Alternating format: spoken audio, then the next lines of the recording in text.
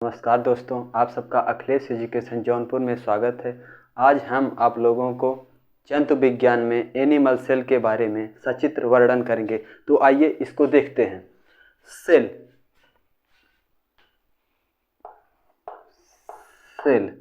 अब देखिए, सेल की परिभाषा है शरीर की संरचनात्मक एवं क्रियात्मक इकाई ही कोशिका है।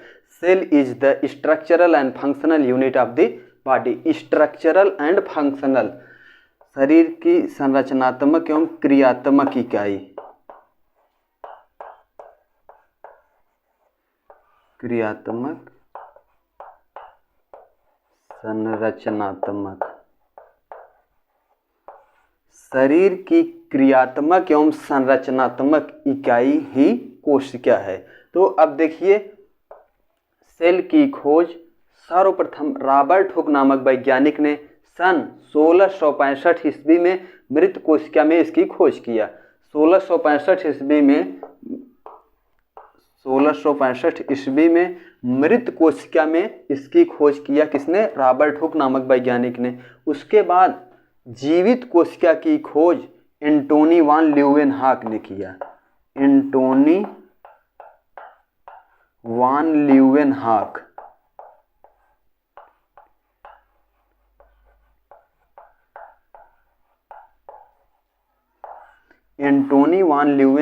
नामक वैज्ञानिक ने जीवित कोशिका की खोज किया। इन्होंने किस कोशिका की खोज किया?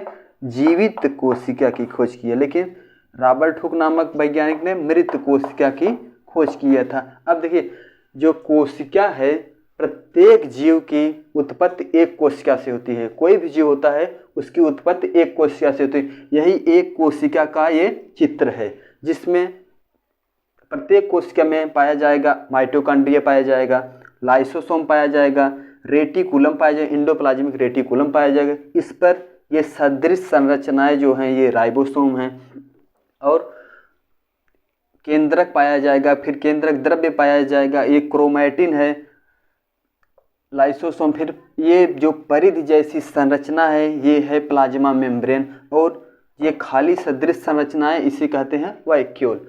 अब देखिए, ये एक कोशिका है। प्रत्येक शरीर जो बनता है, प्रत्येक जीव की कोशिका कई कोशिकाओं से मिलकर के बनती हैं। ये ऐसी ही प्रकार से कई कोशिकाएं जब मिलती हैं तो एक शरीर का निर्माण होता है। अब देखिए, इसका एक सिंबल है, मतलब समझाने का तरीका है। जिस प्रकार एक दीवार बनती है, तो पहले क्या लगेगा? ईंट लगेगा। ईंट, फिर कई ईंट मिलकर के दीवार बनेगी, फिर कई दीवार मिलकर के एक कमरा का निर्माण होगा। कई कमरा जब बनेंगे तो एक घर बने। ठीक उसी प्रकार कोशिका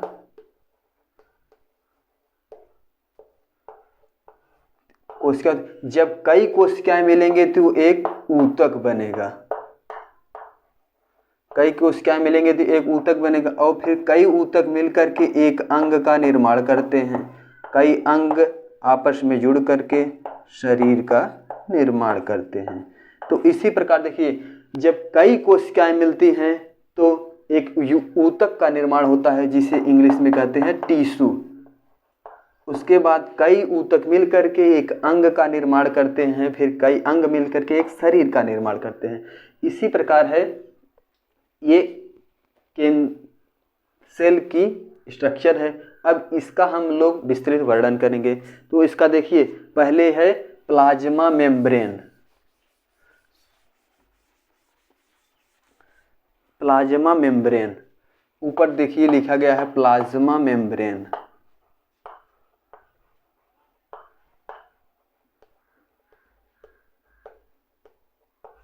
ये देखिए प्लाज्मा मेम्ब्रेन है। जो कोशिका की परिधि जैसी संरचना है इसे क्या कहते हैं? Plasma membrane. और ये प्लाज्मा मेम्ब्रेन जो है लाइपोप्रोटीन की बनी होती है।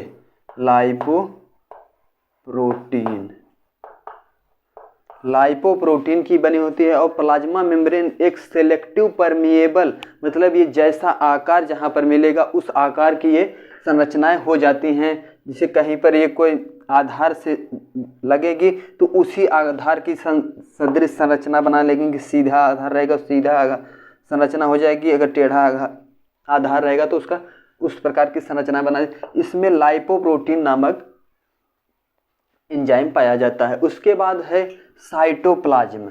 साइटोप्लाज्म देखिए, ये कोशिका के अंदर जो कोशिका द्रव्य पाया जाता है, उसे क्या कहते हैं? साइटोप्लाज्म कहते हैं। उसके बाद ये जो क्रिस्टी जैसी संरचनाएं पाई जाती हैं, इसे कहते हैं माइसोसोम। क्रिस्टी जैसी संरचनाएं जो पाई जाती हैं उसे माइसोसोम कहेंगे। अब उसके बाद उसका ये केंद्रक होता है जिसे डीएनए कहते हैं, डीएनए को क्रोमैटिन कहते हैं। अब जो केंद्रक द्रव्य है, इसका केंद्रक द्रव्य पर पाया जाता है इंडोप्लाज्मिक रेटिकुलम। जो इंडोप्लाज्मिक रेटिकुलम पर आर राइबोसोम पाए जाते हैं, ये जो सदृश संरचनाएं हैं छोटी छोटी, यही है राइबोसोम। इंडोप्लाज्मिक रेटिकुलम दो प्रकार का होता है, एक होता है रफ इंडोप्लाज्मिक रेटिकुलम, एक होता है smooth endoplasmic reticulum. Rough endoplasmic reticulum, ये जो संरचनाएं पाई जाती हैं इसे रफ इंडोप्लाज्मिक रेटिकुलम कहते हैं, और ये जो राइबोसोम नहीं पाया जाता उसे स्मूथ इंडोप्लाज्मिक रेटिकुलम कहते हैं। उसके बाद है ये माइटोकॉन्ड्रिया। माइटोकॉन्ड्रिया को हिंदी में कहते हैं सूत्रकणिका। माइटोकॉन्ड्रिया को हिंदी में कहते हैं सूत्रकणिका।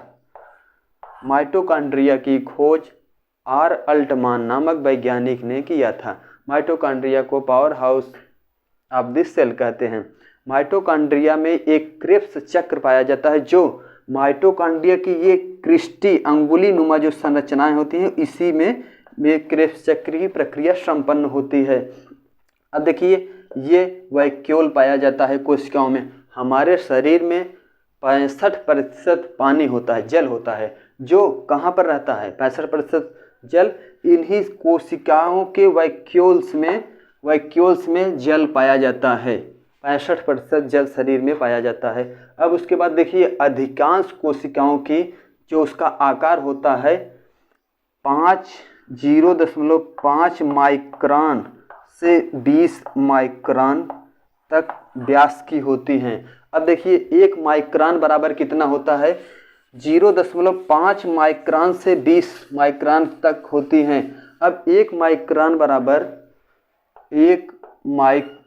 बराबर होता है 10⁻⁻6 मीटर। अब सोचिए, कोशिकाएं इतनी छोटी होती हैं, उनका 1 माइक्रोन बराबर 10⁻6 मीटर व्यास होता है, व्यास उसका होता है। अब जो कोशिका भित्ति होती है, कोशिका भित्ति जंतु कोशिका में नहीं पाई जाती है। सेल वॉल, जंतु कोशिका में सेल वॉल नहीं पाई जाती है। जंतु कोशिका में इसका अभाव होता है सेल वॉल का। उसके बाद सेल वॉल कहाँ पाई जाती है? सेल वॉल पादप कोशिकाओं में, प्लांट सेल में पाई जाती है। प्लांट सेल में पादप कोशिका पाई जाती है। अब देखिए, ये है गाल्जी बॉडी। गाल्जी बॉडी का क्या कार्य होता है हमारे शरीर में? गाल्जी बॉडी जो है ये परिवहन का काम करती है, जिसे ट्रैफिक पुलिस कहते हैं। जो है शरीर में ट्रैफिक पुलिस,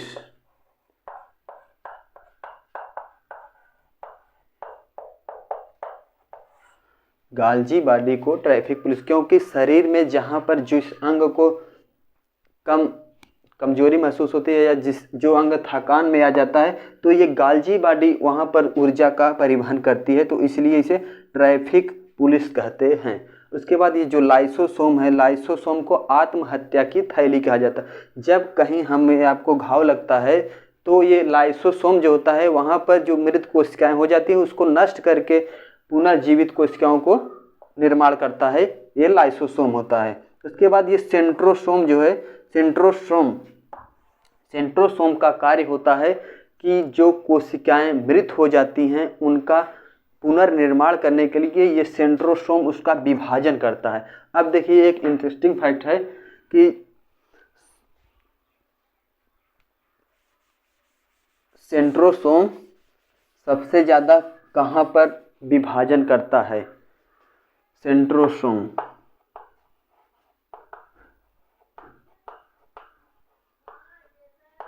सेंट्रोसोम हमारे लीवर की जो कोशिकाएं होती हैं उसका विभाजन बहुत तेजी से होता है। उसके बाद जो न्यूरॉन होता है, न्यूरॉन मस्तिष्क में पाया जाता है, तो इसका विभाजन नहीं हो पाता, उसमें सेंट्रोसोम नहीं पाया। अब देखिए सेंट्रोसोम लीवर में पाया जाता है, लीवर में पाया, इसलिए लीवर में अगर कोई हानि होती है या उसकी कुछ कोशिकाएं मृत हो जाती हैं तो ये पुनः निर्मित हो जाती हैं। और जबकि न्यूरॉन में ऐसा नहीं होता है, न्यूरॉन मस्तिष्क में पाया जाता है, इसलिए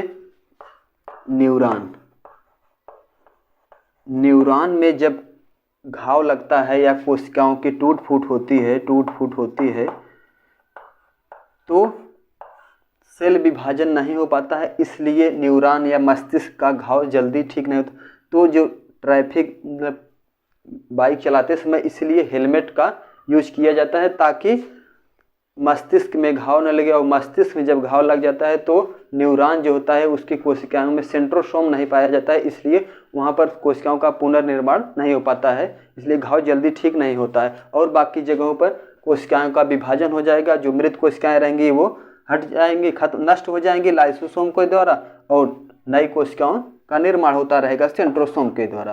तो न्यूरॉन में मस्तिष्क में जब घाव लगता है तो वहाँ पर ये सेंट्रोसोम नहीं पाया जाता है, इसलिए वो घाव जल्दी ठीक नहीं होता है। इसके बाद है न्यूक्लियस इसका केंद्रक होता है। केंद्रक में जो द्रव्य पाया जाता है उसे कहते हैं प्रोटोप्लाज्म। केंद्रक में जो द्रव्य पाया जाता है उसे कहते हैं प्रोटोप्लाज्म। क्या कहते हैं? प्रोटोप्लाज्म यानी जीव द्रव्य।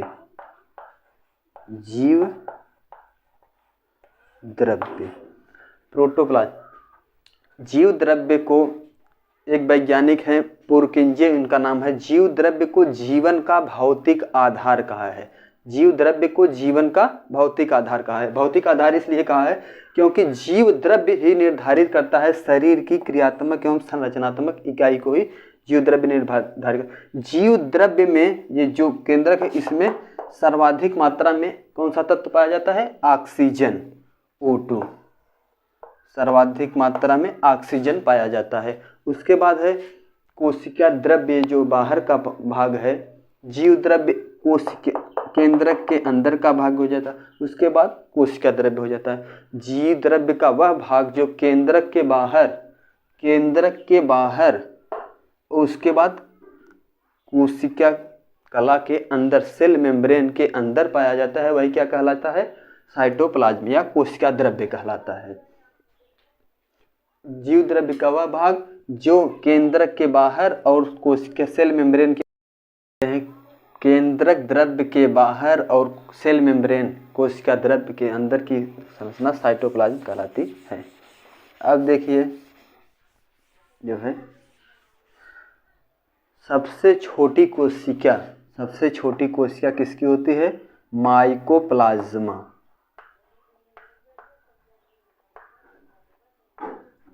माइकोप्लाज्मा की कोशिका जो होती है वो सबसे छोटी होती है। ये यूनिसेलुलर ऑर्गेनिज्म है, यूनिसेलुलर ऑर्गेनिज्म है। इसकी कोशिका सबसे छोटी होती है। इसे पादप जगत का जोकर कहा जाता है, joker of plant kingdom, joker of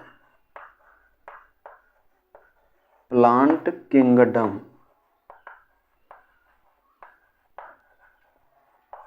mycoplasma की कोशिका जो होती है वो सबसे छोटी कोशिका होती है, उसे पादप जगत का जोकर कहा जाता है। मनुष्य के शरीर में सबसे बड़ी कोशिका किसकी होती है? वो न्यूरॉन तंत्रिका कोशिका होती है, जो विभाजन रहित होती है। अभी आप लोग जिसका विभाजन नहीं होता है। उसके बाद होता है शुतुरमुर्ग चिड़िया का अंडा जो होता है, शुतुरमुर्ग चिड़िया का अंडा सबसे भारी, उसका अंडा जो होता है उसकी कोशिका सबसे भारी होती है एवं सबसे बड़ी होती है।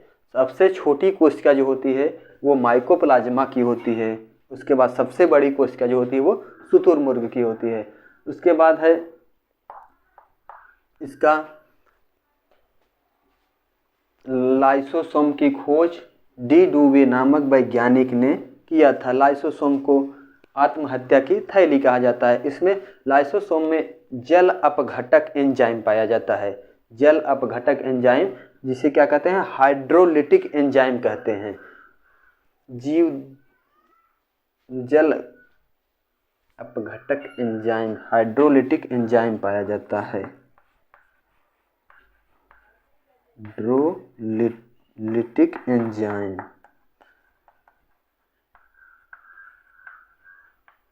हाइड्रोलिटिक एंजाइम का कार्य क्या होता है कि ये हाइड्रोलिटिक एंजाइम जब कोशिकाओं में कोई ऑर्गन्स की हानि होती है या नष्ट होता है तो ये हाइड्रोलिटिक एंजाइम लाइसोसोम से निकल करके उस कोशिका तक पहुंचता है। जो कोशिका नष्ट होती है उसको नष्ट करके वहाँ पर दूसरी कोशिकाओं का निर्माण करता है। हाइड्रोलिटिक एंजाइम जो कहाँ से निकलता है, लाइसोसोम से निकलता है। उसके बाद है जीव द्रव्य EPL, हाइड्रोलिटिक एंजाइम, जो कहाँ पर पाया जाता है, लाइसोसोम में। अब देखिए इसका संरचना जो है, इसकी संरचना के बारे में वर्णन देखिए।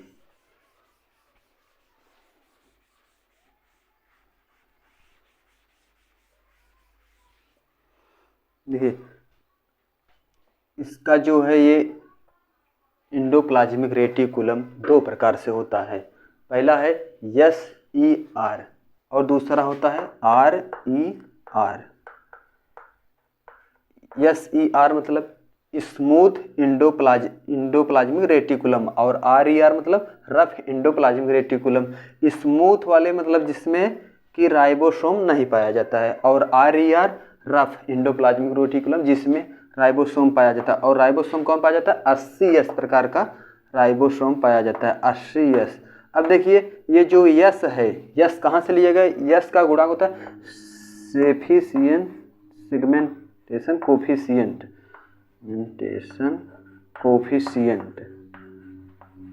Segmentation coefficient. यस को कहाँ से लिया गया, सेगमेंटेशन कोफिशिएंट से। अब देखिए 80S कहाँ से मिलकर 60S प्लस 40S मिलकर के 80S का निर्माण होता है। गाल्जी बॉडी को हिंदी में कहते हैं गाल्जी काय, गाल्जी काय कहते हैं। जो शरीर में कोशिका को ऊतक की क्षति होने पर एक जगह से दूसरी जगह ऊर्जा का स्थानांतरण करती है। माइटोकॉन्ड्रिया से जो ऊर्जा निकलेगी वो हमारे शरीर के सभी कोशिकाओं तक गाल्जी बॉडी की ही सहायता से पहुंचती है। और जो ये इंडोप्लाज्मिक रेटिकुलम है, इंडोप्लाज्मिक रेटिकुलम को endoskeleton of the cell कहते हैं। Endoskeleton of the cell,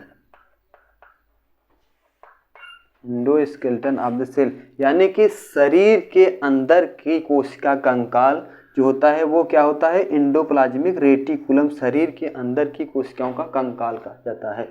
अब है वैक्यूल हो गया। इसके बाद मीसोसोम जो होता है, मीसोसोम क्रिस्टी लाइक संरचना होती है जो कोशिका द्रव्य के अंदर घिरी होती है। उसके बाद जो कोशिका द्रव्य का जो वॉल्यूम होता है उसमें ये सब पाया जाता है। क्रोमैटिन में देखिए, क्रोमैटिन होता है DNA,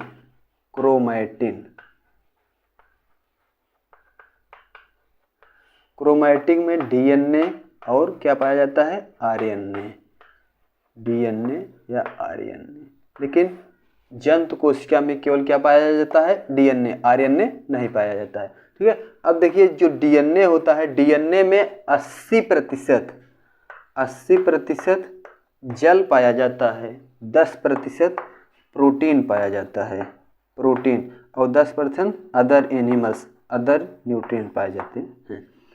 DNA में 80% जल पाया जाता है, 10% प्रोटीन पाया जाता है और 10% अदर न्यूट्रिएंट पोषक पदार्थ पाए जाते हैं। अब देखिए ये जो इसका परिधि जैसी संरचना है जिसे हम कहते हैं प्लाज्मा मेम्ब्रेन। प्लाज्मा मेम्ब्रेन किसका बना होता है, लाइपोप्रोटीन का बना होता है। अब माइटोकॉन्ड्रिया माइटोकॉन्ड्रिया को हिंदी में कहते हैं सूत्रकणिका। माइटोकॉन्ड्रिया की खोज आर अल्टमान नामक वैज्ञानिक ने किया था। उसके बाद है वैक्यूल। वैक्यूल में हमारे शरीर का जो जल रहता है वो वैक्यूल में ही भरा रहता है। शरीर में लगभग 65% जल रहता है, जो कहाँ पर रहता है, इसी वैक्यूल में ही भरा रहता है। उसके बाद होता है सेंट्रोसोम। सेंट्रोसोम का कार्य क्या होता है, जो हमारी मृत कोशिकाएं हो जाती हैं उसका पुनर्निर्माण या मतलब कोशिका का विभाजन होता है, वो किसकी सहायता से होता है, सेंट्रोसोम की सहायता से होता है। सेंट्रोसोम का कार्य क्या होता है, सेंट्रोसोम जो है हमारे जो कोशिकाएं होती हैं उनको पुनर्निर्माण करता है। देखिए सेंट्रोसोम का एक कार्य होता है लीवर में। लीवर में जो है कोशिकाओं का विभाजन बहुत तेजी से होता है, जबकि सबसे बड़ी कोशिका जो होती है न्यूरॉन, न्यूरॉन में सेंट्रोसोम नहीं पाया जाता है, तो इसीलिए वहाँ पर कोशिका का विभाजन नहीं होता। और एक चीज़ है, कोशिकाओं का जो विभाजन मस्तिष्क में है नहीं हो पाता है, सेंट्रोसोम वहाँ पर नहीं पाया जाता है।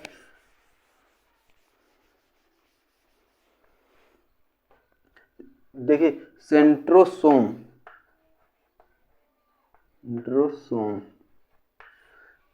जहाँ पर विभाजन होता है, लेकिन न्यूरॉन जो होता है मस्तिष्क में पाया जाता है।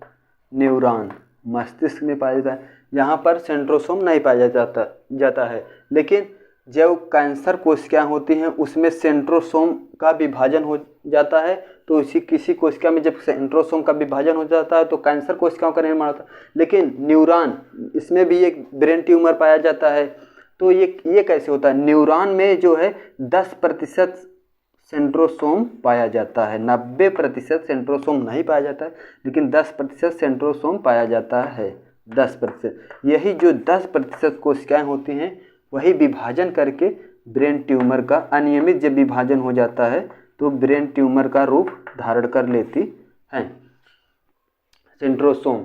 अब सेंट्रोसोम के बाद राइबोसोम। जो राइबोसोम होता है, इसमें कौन सा राइबोसोम पाया जाता है, 80S राइबोसोम पाया जाता है। राइबोसोम का क्या कार्य होता है, राइबोसोम का कार्य होता है कि प्रोटीन संश्लेषण, प्रोटीन सिंथेसिस,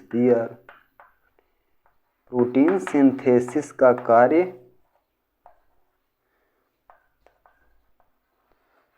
प्रोटीन सिंथेसिस मतलब राइबोसोम प्रोटीन निर्माण का कार्य करता है। न्यूक्लियस है इसमें,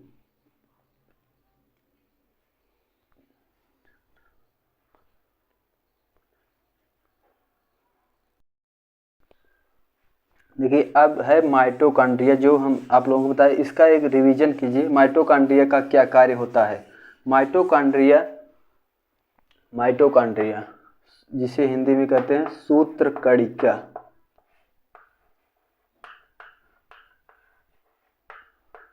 सूत्रकणिका, इसकी खोज आर अल्टमान नामक वैज्ञानिक ने किया था। अब देखिए माइटोकॉन्ड्रिया में जो क्रिस्टी सदृश संरचनाएं पाई जाती हैं, ये सब संरचना, इसी में क्रेब्स चक्र चलता है। क्रेब्स